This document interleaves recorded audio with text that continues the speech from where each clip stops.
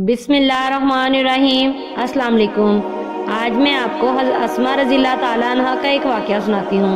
हज़रत अस्मा रज़ी अल्लाह ताला अन्हा बिनती अबू बकर रज़ी अल्लाह ताला अन्हो, अबू बकर सिद्दीक़ रज़ी अल्लाह ताला अन्हो की बेटी और अब्दुल्ला बिन ज़ुबैर रज़ी अल्लाह ताला अन्हो की वालदा और हज़रत आयशा रज़ी अल्लाह ताला अन्हा की सुतीली बहन मशहूर सहाबियात में से हैं।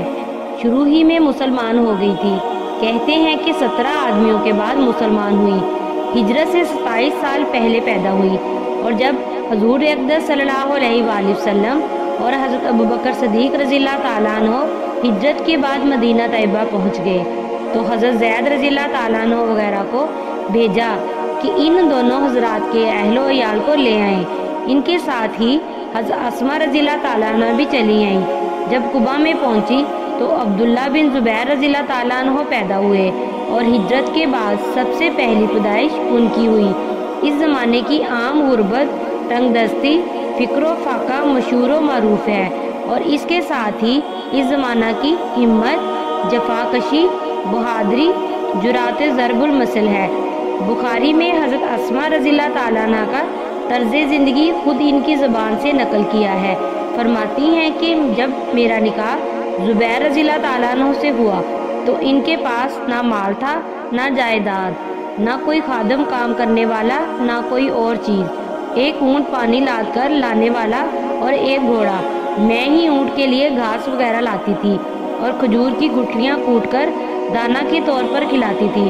खुद मैं पानी भर कर लाती और पानी का डोल फट जाता तो इसको आप ही सीती थी और खुद ही घोड़े की सारी खिदमत, घास दाना वगैरह करती थी और घर का सारा कारोबार भी अंजाम देती थी।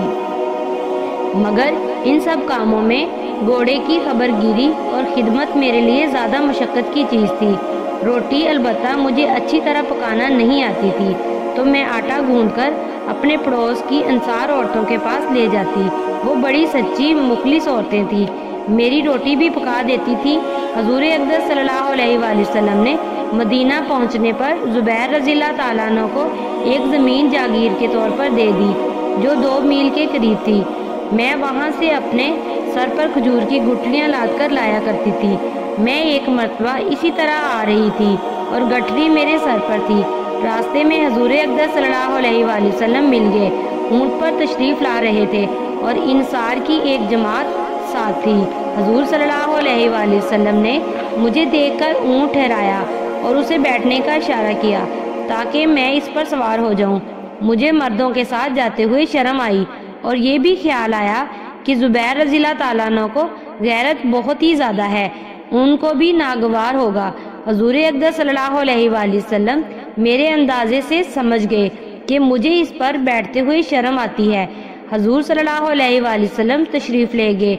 मैं घर आई और ज़ुबैर रज़ी अल्लाह ताला अन्हु को किस्सा सुनाया कि इस वक्त हजूर सल्लल्लाहु अलैहि वसल्लम मिले और ये इरशाद फरमाया, मुझे शर्म आई और तुम्हारी गैरत का ख्याल भी आया।